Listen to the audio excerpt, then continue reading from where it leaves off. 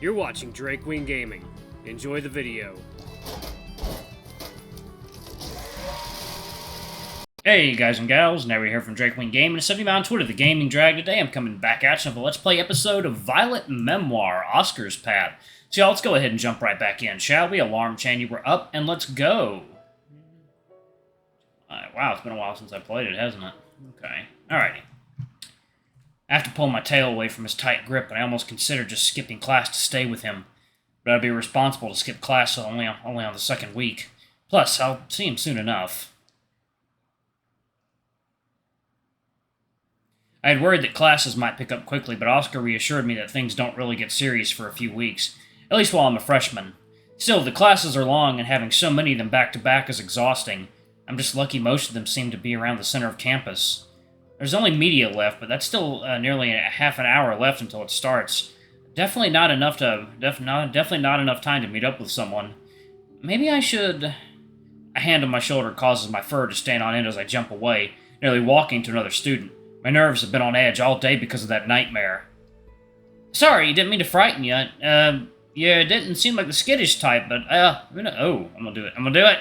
Sorry, didn't mean to frighten you. You didn't seem like the skittish type, but hey, who knows? The voice is familiar, but I can't quite place it until I see who had startled me so badly. A sketch drawing. Oscar's coach is standing behind me, looking more curious and concerned.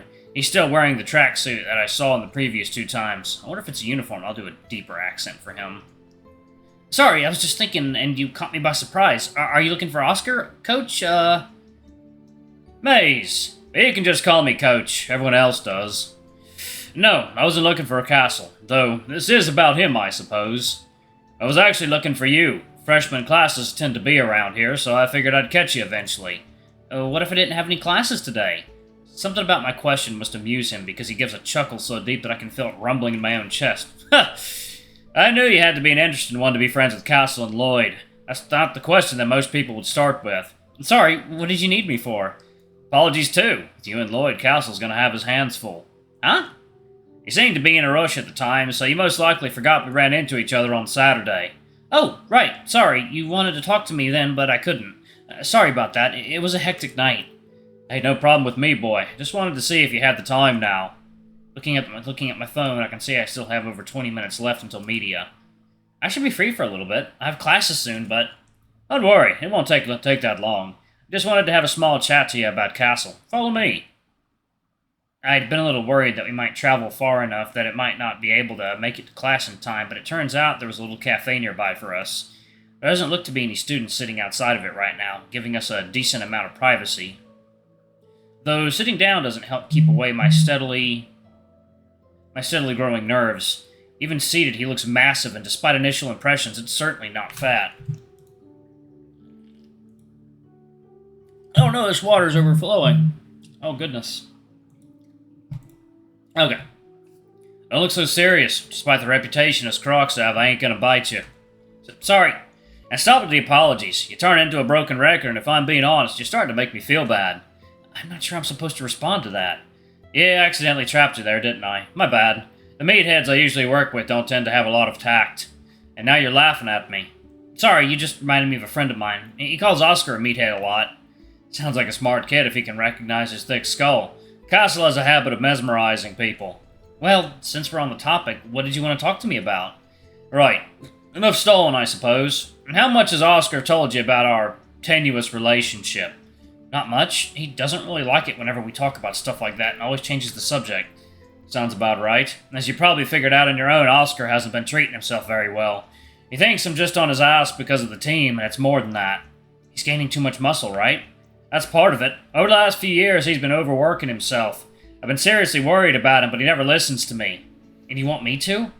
I'm not so sure about that. Every time I bring it up, he always... Calm down, boy. It ain't that serious. In fact, I think this is good news. I'd rather not tempt the gods, but I dare say things are looking up. Really? What changed? You have no idea, do you? My boy, you did. If I knew you'd have caused this to happen, I would have pushed Castle to get a boyfriend earlier. What did I... Wait, did you say boyfriend? We're not... You don't have to pretend around me. I know about Castle's preferences. It's a little hard not to with some of his less pleasant habits. My eyebrow raises in a silent question, but he doesn't look like he wants to respond until he releases a grumble. Subtlety has never been one of his strongest traits. Persistent? Absolutely. Intelligent? Might be one of the smartest kids I know. But subtle? Never in a million years. That sounds like him, all right, but what do you mean that I changed? I don't understand. I can't tell if you're oblivious or just being modest. Maybe I should start calling you Mother Teresa. Now he's starting to sound like Wilf, and that just brings back all the memories from yesterday and how much we didn't learn. He must have noticed my sudden drop in mood because he doesn't wait to carry on. When you first showed up, I wasn't sure what effect you'd have on Castle, but ever since that day, Castle's been reasonable. Reasonable? I would say responsible, but I'm not sure he knows what that word means, that boy. He's been rarely showing up to the pools. Isn't that more irresponsible? Doesn't he need to be practicing still? Getting Castle to show up was never the problem. It was getting him to not come. Even if I banned him from the pools, he'd just go find somewhere else. I'd rather him swim where I can keep an eye on him. But lately, he hasn't been showing up as much, and I can assume I have you to thank for that. Unless he's been taking you to other pools for outrageously long times. No, we haven't. He's just been spending time with me doing... Listen, you're a good kid and I'm a teacher. I don't need to know what you're doing in your spare time with him. Just keep doing what you're doing. You're good for him. Though, maybe if you could get him to start taking his job seriously, that'd be nice. That boy has talent but no focus. The water is just an escape for him. It's not bad, but maybe he should be focusing on his future. You think he has a future in competitive swimming? You think he'd still be on the team doing all the shit he does if he didn't? I'd have kicked his ass to the curb a long time ago. He could go far if he could just find a reason to try. All the talent and commitment doesn't mean anything if you don't have a direction. A reason to try. Listen to me. Get an old philosophy professor on your ass. Well, that's all I really had for you. If you need any advice on how to handle that boy, my office is always open. Your class show be coming up soon. That's it. You're not gonna ask me to do anything?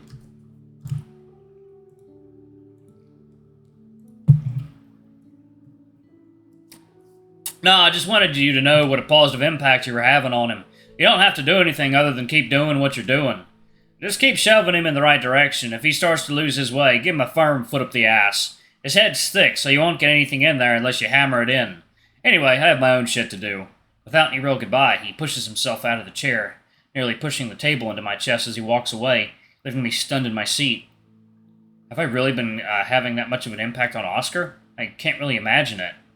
After everything that happened between us, I would have expected it to get worse. If it's an outlet, shouldn't he be swimming more than ever? Our relationship has certainly complicated things. But he hasn't been. If what Coach has been saying is true, even through everything, he still hasn't been going. That's amazing. I really am helping him. I knew we had been talking for a long time, but I didn't realize just how much I was going to be cutting it close. I think I made it exactly on the dot, but it doesn't look like the professor has arrived. Creeping down the stairs, I try to spot where everyone else is seating, assuming they're all together. I'm about to give up and just take any random seat when I catch Oscar's massive arm waving to the left. A little further down than I expected, but they're all together, and there's even a free seat between Oscar and Lucas that it looks like Oscar's been protecting like a guard dog. Not that I imagine anyone was particularly eager to take it. Where have you been? For a bit, we'd be worried you got lost somewhere. I was just doing something. How would I have gotten lost? I've been here before. It's still only your second week here, little dude. Be pretty easy to take a wrong turn. Can you just sit down before the lecturer comes? I'd prefer we didn't make a scene in this place. The growl under his voice is enough to make me plant my butt in the seat. It's not as bad as the first time we were here, but he still doesn't look to be doing the best. You doing okay? No. I still fucking hate it in this shithole. I'm just waiting for it to be over. I hadn't noticed it at first, but Lily, who is seated on the other side of Lucas, has been rubbing his shoulder in an attempt to soothe his intensity. Stop worrying about me, I'll be fine. Having you guys around is nice. It makes it easier to focus. Thanks for asking, though. It was nice of you. Of course, we're friends. We look out for each other. Got that right. Lucas is about to make another comment when all the chatter in the room stops as the signature sound of microphone feedback signals the start of the lecture.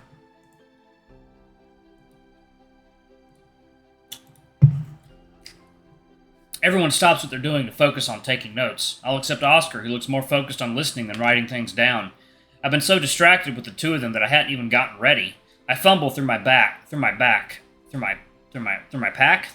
to find my notebook as quickly as I can. Or backpack, I guess. Yeah, it's still a pack. Grabbing the first book my fingers touch, I pull it out, only to be surprised by the very familiar purple cover staring back at me. I don't even remember packing this in my bag this morning. I must have been really out of it after that nightmare. I'm about to put it right back into my bag, but I can't quite take my focus off of it. After everything we've learned, I feel like I still have made no progress towards anything. Oscar seems to think we have, but he doesn't want to share what he thinks, and my trance is interrupted by a large hand pulling the diary from my own, sliding it into his own lap as he sticks his tongue out. With a nod towards my bag, I remember that I'm supposed to be taking notes for this class. I really lost the plot there for some reason. Now that I'm realigned, I quickly grab my notebook out and try to play catch up for a little while that I managed to catch. I'm sure I can get the other details off Lucas later. Thankfully, it doesn't seem like I miss anything. As serious as the rest of the class is just as simple as all the others I've had today. I could tell that Oscar started to check out around the middle since he started giving me some attention, whether that was just little glances or little winks, which were powerful distractions. Though it didn't seem like it affected his note-taking since he was only jotting the occasional thing down. It felt like he barely wrote down half of it. As soon as the bell rung, our row had to get out of it like there was a fire drill, mostly due to Lucas forcing us out. Nothing could keep him there for another minute. But outside was a pleasant surprise for him. "Oh, Selwyn, what are you doing here?" Half expecting him to pull out his phone, I'm surprised when he only points towards Lucas, who looks just as shocked as the rest of us. "I told him we had classes today, but I didn't think he would show up. Maybe it's because I told him how much I didn't want to go." "That sounds about right. If Sel here knew that being in class would make you this upset, there's no way he wouldn't come to cheer you up." "Cheer me up? What do you—" But he's not able to finish his sentence before Selwyn dives against him, looping their arms together as he pulls Lucas away from the rest. Lucas doesn't struggle, partially because he's too stunned to process what's going on, though it isn't hard to see that growing redness in his ears. "Sounds like he has plans for you today." "But I was going to study in the library." "Well, time to shake up, eh?" He opens his mouth like he wants to object, but he just stares at Selwyn, slack-jawed, too flustered to speak. Ultimately, he just gives a slow nod, like he still doesn't quite understand what's happening, but he's accepted it, at the very least. Before Selwyn can drag the two of them away, Oscar quickly intercepts, grabbing the two of them in a close hug. It's just platonic, but a part of me aches that he isn't able to do that with me. It's nothing I would ever say out loud, but it's a weight on my chest nonetheless. "Well, I was about to take Wallace to the pools and just thought maybe you guys could join us, huh? Could be a little fun, you know." Excitement briefly crosses the lion's face. Oh, one second.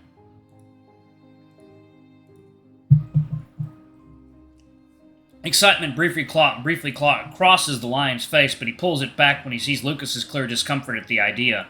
The only answer he gives is nudging his partner's focus towards us. "I don't want to swim around so many people. I prefer it be just us or just further away from everyone else." "Why don't we all go to the beach sometime? It might be fall, but trust me, it's still warm enough there that take a vacay there on the right day." I'd almost forgotten that Lily and Lee were right behind us, silently observing us with conspicuous grins on their faces. Lucas doesn't immediately shoot that idea down, which seems to give Oscar and Selwyn hope, though they both make the effort to try and restrain themselves so they won't influence his decision. But it doesn't look like he even notices the two of them, as he looks to be contemplating, uncertainty wafting from him. Excuse me. He might just need a little push. Now, I used to go to the beach a lot. If I'm being honest, I'm not the most comfortable there, but it's a wide place, easy to keep away from other people and have your own space. I'll be willing to go if you come with me. I think I'll be okay, as long as we stay away from other people. Don't want anyone to see in your swimsuit, huh? Come on, I bet some people would love to sneak peek. Oscar makes a very unsubtle nudge on Selwyn's shoulder, who only rolls his eyes with a large confirming smile on his face. Lucas, as usual, only seems confused at Oscar's insinuation. Alright, y'all, I'm going to go ahead and pause it right there. Thank y'all so much for watching. Don't forget to like, comment, subscribe, ring that notification bell, and check out our Patreon if you can. It always helps. Anyway, I love you all, and I'll see y'all in the next video. Bye-bye!